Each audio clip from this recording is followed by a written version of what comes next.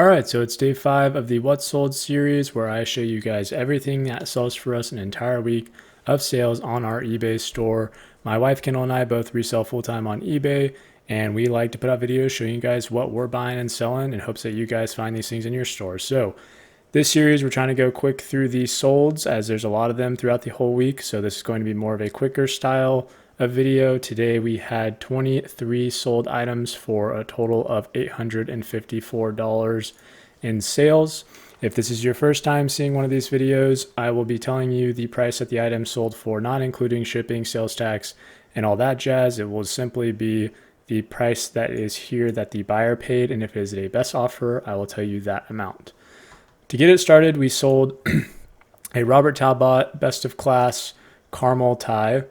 The caramel line of Robert Talbot ties is probably one of the better lines, in my opinion, second best line, just underneath the 7-fold Robert Talbot ties. These typically go for around $30 to $40, sometimes $50 if you have a paisley one. This one ended up selling for the full ask price of $32.99. If you're wondering and you see this over here, our ties we do free shipping on. They're the only thing in our store that we do free shipping on. Everything else, the buyer pays shipping. It's just an incentive for people to buy ties, and they're also really cheap to ship. So we don't mind covering the shipping cost on these.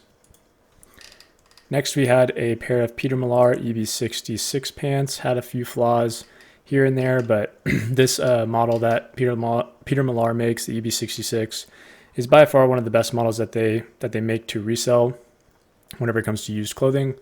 We usually find these almost every week, typically at least every other week, so they're pretty common to find, at least here in Dallas. And not all the time are they, in perfect conditions. A lot of times they have little flaws here and there, but since it is such a desirable model, they seem to still sell very well in our store. And so these ended up selling for a best offer of $37.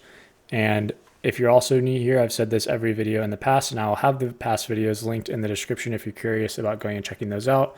But just because I say something sells well for us does not mean that it sells well for everyone in their store, as people have different business models set up with returns being on or off, pricing, pictures, measurements, all that stuff that makes items sell slower or quicker in stores. So if you see something in this video that I'm mentioning that we have sold, make sure you do your research on what it is and see if it is worth selling underneath the metrics that you have underneath your store, as well as if you saw the last video or any of the other videos, there are a lot of things that we sell that I will tell you we don't pick up anymore. As a year ago, we had bought them and they were pretty decent at the time, not great, but decent. And they just sat and never sold. And so now we are, decreasing prices and liquidating them as time goes on. So just an FYI, so you guys aren't going out and purchasing everything that I'm showing, because not everything I show is today worth picking up. So next we had a new Sitka cap. I think we paid like $5 for this or something, or $4 for this, and just knew it'd be an easy, quick sale. So ended up listing it for $19.99, and it sold for the full ask price. Surprisingly, I thought, this hat probably would have sold for a little bit more if it wasn't so tailored in this Stewards of the Wild 10th annual dove hunt. Like, there were none of these listed with this patch on here. So if this patch wasn't there, it might have gone for a little bit more, but since this patch was here, we, undercut the market a little bit, since it was very a unique patch for what it was. So also, we don't keep track, if you're new here, of item costs independently. Like, we don't track every single item's expenses. If I say the cost of it, it's just because we had recently bought it and I remember the cost. So I'll try to tell you guys the amount we paid for items, but again, I don't know it for every single item. And then as well as I will try to tell you how long it took to sell, so you have a good idea of how long being priced at this price took to sell for us. Next, we have HBarC. Used to be a really good brand. I think it's gone down a little bit in value, but maybe I'm just mistaken because of the flaws this one had. But I'm almost positive it's gone down quite drastically over time in value. These stains were not removable. They were just completely stuck to the shirt. So no luck there on getting them out. And it ended up selling for the full ask price of $20.17. And it took around 9 months to sell. So long sitter, because we had to wait for the right buyer to come along who was okay with the stains. And luckily that person finally came along. We do still pick up this brand, but again, like I said, this used to sell for over $50 or around $50. I think now we're getting around $30 for them for these generic pearl snaps. So we just pay, at most $8 for a shirt like this. Next, we have Barbell. Not much to say here. It's just one of our bread and butters. I don't really remember what the sell-through rate is on it, but I think it's pretty decent. And yeah, so this one ended up selling for best offer of $21.26, which is 10% off. That's usually what we accept on offers, is 10% off, and at most 15%. Next, we've got a pair of Grayson shorts. Grayson has been in, I think, every single video in this series, as we do find it here and there. The shorts and the pants do much better, I believe, now than the polos do currently. And as well as like, especially the sweaters, like cashmere sweaters that they make, and those are like crazy ass prices on the sales, like easily $100 if you have a cashmere Grayson sweater, which I think I've only found like one of them in the past. So they're way more rare than just the polos and stuff. But anyways, Grayson shorts, these ended up selling in 4 months for a best offer of $32.69. So they're also very hard to find in the thrift store, because like the shorts and pants, because this is really the only key thing that they make on their pants. So this belt loop here it's a material, like if you feel a nice spandexy material, plus if you see this on the front where the button is, this triangle thing or arrow thing, I don't know, just this little flap here, this tab. I always look inside the pant then, because typically that is a Grayson pant. So if it's spandexy, whatever, and then you have this style, because I believe this is on like every single one of their pants and shorts. So be on the lookout for that little thing there. Next, we've got a Lululemon t-shirt, just like a dark green and gray. I don't think this is not the metal vent model, but it's another one of their more athletic-y fit. I don't know how to explain it. Just more of an athletic fit style workout feel or running shirt. Ended up selling for a best offer of $22. I took a best offer, I think that's almost 20% off. I just took it because of this flaw here. I knew that it's much harder to find a buyer whenever you have some of these flaws. So wasn't too worried about taking a 20% off offer and getting it out the door. Ended up selling in 3 months. Next, we have a pair of On Clouds. These went for the full ask price of $40. They ended up being listed on the lower side because of the wear that was on them and this shoelace missing. So someone's going to have to replace that shoelace, whoever bought it. And yeah, so I think the soles weren't horrible, if I remember. Yeah, these soles are in pretty decent shape for On Clouds. No major wear. They still have lots of miles left in them, and just some little wears here and there. So nothing too crazy. These still, a lot of resellers will shy away from buying shoes like this and trying to resell them just because of condition. But we have no problem at all picking up these shoes that are in not as great condition, because a lot of people will use them for mowing the lawn or just other tasks that are going to get them dirtied up anyways. As well as some people just want to try the shoes without paying $180 MSRP. They'd rather try them out for, $40 and see if they like the shoes, how they feel over a couple months, and then they might go out and purchase them retail or something like that.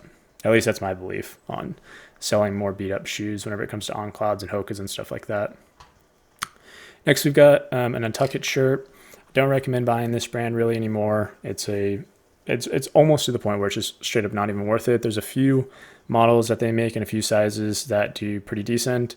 You just have to make sure that you buy it for a very cheap cost. You used to be able to buy these at like $8 and still make, 10 to 15 bucks on them. But nowadays, you basically have to pay like $4 or less and hope that you have, a better model, better size and all that stuff. This is more of a generic one. Ended up taking a best offer of $14. So probably only profited about $5 to $8 on this item after fees and shipping and all that. But not a big deal. We now know that we don't pick up this anymore, and it took about a year to sell. So really long time to sell. And again, a year ago, this was okay to pick up. And now in today's world, it is not great really at all to pick up. So next, we've got a Bayou Wear Hawaiian shirt. Really cool pattern. It's got an old Fender on it and a nice acoustic guitar. So it's a brand out of Louisiana, I believe, obviously because of Bayou Wear. Made in the USA. I believe Kendall found this one, and I think she paid around $7 for it, I want to say, like $6.57 or something. And it ended up sitting for 2 or 3 months, and finally someone bought it for the full ask price of $50 plus shipping. So really cool shirt. Their shirts, I think the sell-through rate's 100% on this brand, and the prices are all pretty on, pretty decent. I think this is probably on the higher side of prices due to the pattern and stuff, but I think almost all of them are going for over $30. So definitely one to be on the lookout for. And if you find it, look it up and fact check what I just said, because I was not the one who comped that item. Kendall was, but she's the one that told me about it. So next we've got Allen Flusser. This ended up selling for 25 bucks. This is one of those brands that we just pick up as a bread and butter, and it's not, an insane sell-through rate, and we only pick up these pattern ones that are paisley. And so, yeah, we ended up buying this. It sold within a month for the full ask price, like I said. And yeah. Next, we've got a pair of Hokas. Just going to glance over this. I've done that in every video because everyone knows about Hokas and stuff like that. There's nothing special here. Decent condition, and the model was Bondi 6s, and they sold for $43.99 plus shipping. Next, we've got a Robert Graham, which I believe this guy bought actually, I think 3 or 4 of these Robert Grahams. So I found 4 or 5 of these that were all 2XLs, and they fit like XLs in a thrift store. I think I paid $4.99 or $5.99 each for them. And within a couple of days of listing them, someone sent me an offer that was pretty drastic. So this ended up selling for $35 at best offer. All of them sold for $35, and I listed all of them at $45. But I knew he didn't want to combine shipping. He was good with not, getting a discount on the combined shipping. So he sent $10 off on 3 or 4 shirts, and I accepted the offers on all of them and pocketed the extra in shipping. That was, $6 per item. So I ended up selling all of these for $35 each plus shipping and all that. And I think shipping the item out cost $7 for all 3 or 4 shirts to get to the guy. So there's this Robert Graham and this one.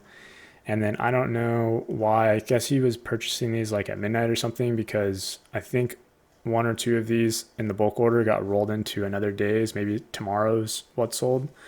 So we'll see in tomorrow's video if the other ones that he purchased are in there. But yeah, Robert Graham, these cool ones that are abstract and stuff, we love picking up. They do still pretty well in our store. I will say I was kind of weary about this one, this Modern Americana line. These typically don't do very well in our store, but since it was a 2XL, I did pick it up to see how it would do. But in general, the special lines like this, like the Robert Graham X model, is horrible. Absolutely horrible. The Robert Graham X one, we just don't even pick up. I don't care if it's free. I don't even try to sell it because the sell-through rate on it's just so bad. And then these Modern Americanas, I wasn't sure on, but I like the pattern, like the size, so I grabbed it. And thankfully I did, because again, it sold within like 48 hours. Next, we got a Peter Millar Polo Summer Comfort Blue Stripe size 2XL. Great size for Peter Millar, by the way. 2XL stuff does really well for them. At least for us, it does. This ended up selling in 5 months. Another one of our bread and butters. Our bread and butters sit a little bit longer. We aim for them to sell within 6 months. And we just try to make $10 profit on these items that are all bread and butters. And we try to not invest as much money. So we try to put like at most $5, $6 into something that we're going to make 10 on. This ended up selling for $16.99 at a best offer, simply because it had logos and stuff on it that aren't super desirable, but not a big deal. Yeah. Next is Tommy Bahama Island Zone Q-Zip, men's size large, just a solid blue one. We like picking up a lot of the Tommy Bahama Island Zone stuff. It seems to do pretty well for us. So this ended up selling within 2 to 3 months, and we sold it for a best offer of $22.27. Next is Bonobos. This one I highly suggest not picking up. We actually still buy it today because we were experimenting with the brand, but it is a very volatile brand to buy. The margin is way too low if you're newer to reselling, or even if you're an intermediate reseller. I think the margin and the sell-through rate is way too low to be experimenting with it. So we are simply experimenting with it to figure out what is the best things to sell within the category in our store, because the markets show that nothing is really good, but there are some things that we're finding are actually pretty good in our store, even though the market says it's not. So this is one of those things that we experimented with. We usually buy these shirts for, sub $4 if we can find them and when we find them. And this ended up selling at a best offer for $13, and it took 5 months to sell. So we usually now, for example, would not pick something up like this, but there are some things that we're picking up, like the floral pattern stuff that is doing okay in our store. So we're still experimenting with this brand, trying to figure out what sells well underneath our business model. But that to be said, by the way, I'm talking about right now the shirts and most of the other categories, but like blazers are bolo things to look out for bonobos. They're easily $100 items. And then like some of their joggers, their golf pants, stuff like that do okay. Next, we've got 7 for All Mankind, a cropped flare jean. I don't know anything about 7 for All Mankind stuff whenever it comes to women's. My wife is the one who picks up some of the women's items, but this ended up selling for $15 at a best offer. Took 9 months to sell. This is about when she joined me full time. So I think she was thinking about experimenting with some women's stuff and then did it for a few weeks and then stopped and then resumed a couple months ago doing women's stuff now that, we are full steam ahead on the men's stuff and we're ramped up. So don't recommend picking up this one either. I think it was just one of her buys from whenever she had just started joining me again. And so, but still a sale is a sale. Still made, $15 on the sale. And after cost of goods, I'm sure we still profited $5 to $10. She usually doesn't pick up jeans like that unless they're like $1 or $2. So here's the other Robert Graham. So this is the third one he purchased. This was same one, Modern Americana, best offer. This one actually was the best offer for $38.99, so $4 more than the other two. So yeah, basically if you look at it, these deals, it's basically the guy paid $45 for each shirt and it was free shipping because he paid for the shipping on each item. So really good looking shirt and love finding Robert Grahams like that. Sorry, I just accidentally closed out of the next sale. There it is. We've got just a generic beige Tommy Bahama silk camp shirt. Nothing special here. Sold within 3 to 4 months. And it sold at best offer for $15. These generic Tommy Bahamas, I will accept past our 15% off limit simply because the demand is not high, as you guys know. But for us, it's a bread and butter and it sells pretty decent in our store. Probably pick this up for $3 to $4. So definitely most likely did not hit our, $10 minimum dollar profit benchmark for this item, but we were just $1 short of that. So next we've got Cotopaxi. Cotopaxi is a great brand. For t-shirts, obviously it's going to be lower margin because t-shirts in general, MSRP, are very cheap. But if you find Cotopaxi jackets and stuff, they're easily over $100. If you find their backpacks, they make a lot of backpacks, and those sell very well, as well as their pants. We've found a few pairs of pants in the past that did very well, sold within a week for $40, $50, $60. This ended up selling in a day for $20. Best offer of $17.99. And yeah. Next, we've got Tommy Bahama, another one. This one was a little bit cooler looking, but still sold for the same price of $15. So beige with leaves, size XL silk camp shirt. Again, just bread and butter. They're super easy to list, super easy to ship, and they sell pretty decently for us. We missed these flaws whenever we purchased the item. We're currently working on improving our quality control, and so these flaws would not be missed today, but they were missed back in the day, and so that is why it ended up going for $15 instead of, let's say, $20 to $25, which is typically what we can get for a Tommy Bahama like this without flaws. And lastly, we have a Nua Tags Ralph Lauren pair of khaki dress pants, size 35 by 32. Picked these up, I believe, for $7 or $8 just a couple weeks ago, and they sold in less than a week for the full ask price of $39.99. I listed these on the higher side of what was listed, and so I'm just happy they sold quickly. I was unsure about this sale. I'm honestly not super good with Nua Tags stuff whenever it comes to like generic brands and stuff. I know there's a lot of Nua Tags items that sell very well on eBay that typically would never sell well used. So I'm trying to get more in tune with the Nua Tag stuff and seeing where the market sort of shifts compared to used items in that same brand. And this was one of the experiments. The comps are pretty decent, so took a shot on it. I'm glad it sold. So thank you guys for tuning in for day 5 of the What Sold series. We've got 2 more days to go. It's going to be Saturday and Sunday's sales.